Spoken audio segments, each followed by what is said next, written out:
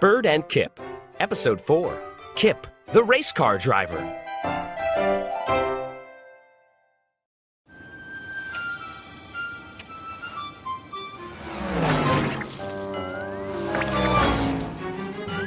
I want to drive a car, said Kip.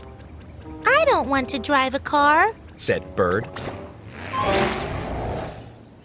Cars are too fast. Vroom, vroom. Said Kip. Kip zoomed along the branch. I'm a race car driver. He said. Kip zoomed up and down the tree trunk.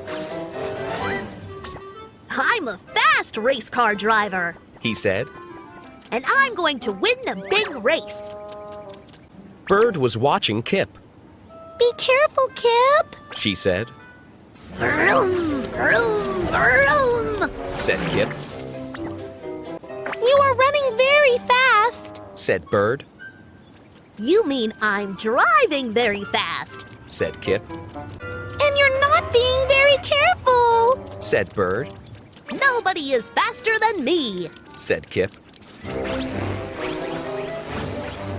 Just then, Kip tripped. He went flying into the air. Oh no! Cried Kip. Oh no! Cried Bird. Crash! Kip smashed right into Bird's nest.